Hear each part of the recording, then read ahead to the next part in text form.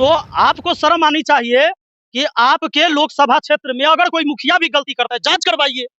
बिल्कुल जांच करवाना चाहिए। सरकार की जमीन नहीं है तो मेरा जमीन दान दे दीजिए आप।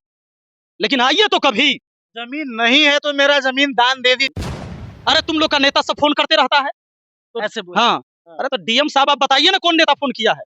नाम नहीं बता रहे कि नेता से फोन करते नेता हम कहते हैं कि सबको छोड़ दीजिए, पहले उन लोग का छत का घर बना दीजिए।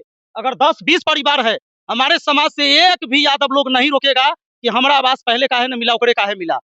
तो विपिन सर हमारे साथ हैं, परिचय के मोहताज नहीं, थोड़ा हम इनसे बात करेंगे। अभी मैं ग्राउंड रिपोर्ट किया हूँ, वहाँ पे जाके लोगों से बात किया हूँ, तो कुछ कुछ उनका आरोप है। बताइए सर, उस दिन गए थे आप तो आपने वीडियो में बहुत कुछ बताया है, जो आपके साथ हुआ।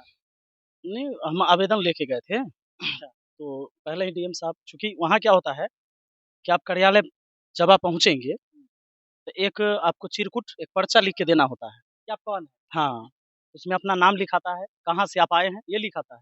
फिर डीएम साहब का उधर से आदेश होता है, तब आप मिलते हैं। अंदर भेजो। तो फिर गए, जैसे हम गए थे पूछते, ए कौन है तू, कौन है? ऐसे ही। हाँ, ए कौन है तू? पैर पर पैर चढ़ाए हुए बैठे थे कुर्सी पर आराम से। मेरे बैठने से पहले, जबकि 30-40 कुर्सी वहाँ लगा हुआ रहता है जो आम जनता के लिए, जबकि वहाँ ये लोग बैठने नहीं देते किसी को। मैं दरवाजे पर खड़ा था बहुत देर से, और ये मैं देख रहा था कि वो लोग किसी से भी बात करते तो जनता बैठ नहीं सकता है कुर्सी पर, खड़ा खड़ा ही बात। हाँ, वो बैठे रहेंगे, जनता खड़ा रहेगा। जबकि इस व्यक्ति को पता नहीं है कि हाँ, जनता ही राजा है, लोकतांत्रिक देश है ये। तो कहने के लिए इस देश में है कि जनता भगवान होता है, लेकिन भगवान को प्रैक्टिकल लागू नहीं है। प्रैक्टिकली लागू इसी को लागू हम करवाएंगे 11 फरवरी को 11 बजे दिन में, और ये शुरुआत वहीं से होगा, डीएम कार्यालय से। जनता बैठेगा उस कुर्सी पर और आप लोग आइएगा, देखिएगा। और इसी तरीके से उन्होंने कहा कि आप मुखिया है, कि आपकी माँ मुखिया है। हाँ, उन्होंने फिर बाद में पूछा, बोले कि क्या दिक्कत है? बोले कि सर पंचायत सरकार भवन के बारे में हमको बात करना है। तो सारा जानकारी तो उनको पता था ही, उन्होंने रोका था यही तो हम लेके गए थे पूरा फरियाद, एक लेटर लिख के, इसको बाहर निकालो। उन्होंने तुरंत बॉडीगार्ड को इशारा किया, आदेश दिया कि इसको बाहर निकालो, लेकिन किसी ने हाथ नहीं लगाया। नहीं, वहाँ पर कोई भी जवान, चूंकि वो सब जानता था कि भाई ये शिक्षक भी हैं, किसी ने मुझे टच तक नहीं किया, न कहा कि सर आप निकल जाइए। यही आपकी कमाई, यही आपकी कमाई है। तो उसके बाद फिर हमको पूछे कि, फिर हम उनको बताए कि सर हमारे यहाँ जो जमीन आपको अलॉट किया गया है, आपने देखा है वर्क ऑर्डर पास होने के बाद, फिर आप काहे बंद कर दिए? अरे तुम लोग का नेता सब फोन करते रहता है तो ऐसे बोल। हाँ। अरे तो डीएम साहब आप बताइए ना कौन नेता फोन किया है। नाम नहीं बता रहे कि नेता से फोन नेता सब तुम्हारा फोन करता है, इसलिए रुकवा दिए। हाँ, यही है, दबाव है उनके ऊपर नेता का। वो खुद बोले हैं, भैया थे भी, नहीं बोले भैया पूछिए इनसे, ये भी थे हमारे साथ। तुम्हारा नेता सब फोन हाँ, नेता सब फोन करते रहता है। अब समझ सकते हैं कौन फोन हाँ किया हाँ है। हाँ उनके ऊपर कौन है। हाँ, तो वही है, उनको हम भेजे थे, सांसद महोदय चिराग पासवान जी, उनको पूरा हमने चिट्ठी भेजा कि भाई अगर हमारे यहाँ कोई पासवान है, आप भी सांसद हैं, तो आप देखिए उनके साथ अन्याय नहीं होना चाहिए। अगर आपको लगता है कोई जानकारी दे दिया कि उनको घर तोड़ा जा रहा है, हटाया जा रहा है, तो आप धरातल पर उसकी जांच करवाइए। वही तो आवेदन लेके गए थे डीएम साहब के पास कि एक बार सर जांच करवा लीजिए, तो आवेदन ने नहीं लिया। और एक जनप्रतिनिधि का जब आवेदन नहीं लिया जाएगा तो आम जनता का ये लोग क्या समझेंगे? मतलब आम जनता के साथ हमें लगता है कि नौकर भी नहीं बल्कि गुलाम के जैसा लोग ट्रीटमेंट करते हैं। अब मुझे बताइए, आप यहाँ बैठे हुए हैं थोड़ा देर से, यहाँ पर आप देख के बता सकते कौन कौन जाति के हैं? बिल्कुल नहीं, हमको कहाँ से पता है? नहीं पता चलेगा। बिल्कुल नहीं। यहाँ सभी जाति के लोग, किसी को मतलब दबाव है कि न थोड़ा बैठने रह रहा होगा, न तो तू खड़ा हो जाओ। अगर पंचायत हो रही है, किसी मुद्दे पर पंचायत हो रही है, लोगों का आरोप भी था कि भाई सुनते नहीं है। इससे पहले भी हम सुने हैं, जब प्रस्ताव हम जमीन का दिए हैं तब भी सबको बुला के बताए हैं कि यहाँ पर ऐसे ऐसे काम होने वाला है। और अभी कुछ लोग आरोप लगा रहे हैं कि मुखिया जी हमारे बतबे नहीं सुनते हैं, तो अभी भी मीटिंग करवाए। बोलिए, अभी लोग यहाँ बैठे हुए हैं, पतलू पासवान है, चौकीदार रहे हैं पहले से, इन लोग का भी है, नगेंद्र पासवान है, विजय पासवान है, शिबू पासवान, ये लोग बैठे। क्या आप लोग के साथ यहाँ कोई जबरदस्ती बोला जा रहा है? इन्हीं लोगों से पूछिए कि कोई दबाव है इनके ऊपर समाज का। सर तो हम कहते हैं सांसद महोदय से कि भाई घर तो आप देते नहीं है, गरीब आदमी को आज तक घर नहीं मिला।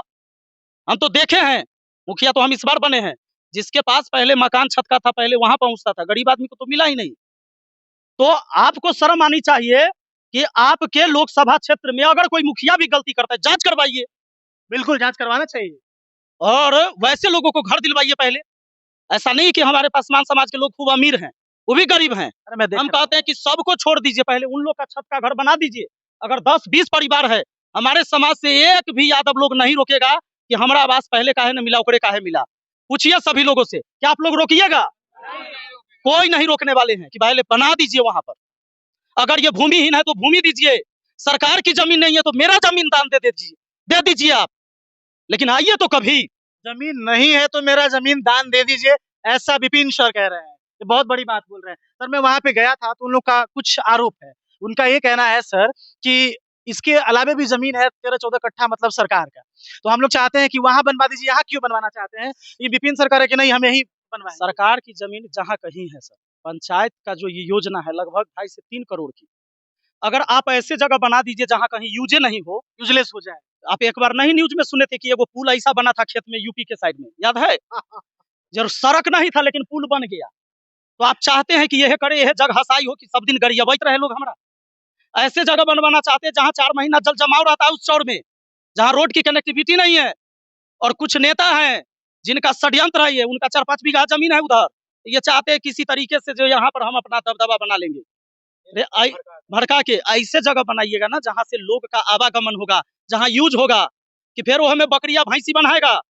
मतलब इसीलिए आप वहां धान के बोझा दौनी होगा वो खेत, वो भवन में कोई मतलब ही नहीं है। जी। जैसे बिहार के ऐसे लाखों भवन है जहाँ पे बिल्कुल बकरिया गाय बांधा जा रहा है। आप घूम के आप लोग रिपोर्टर हैं तो देखबे ना करते होंगे बिल्कुल, कि उस बिल्डिंग को कोई पूछ नहीं रहा है।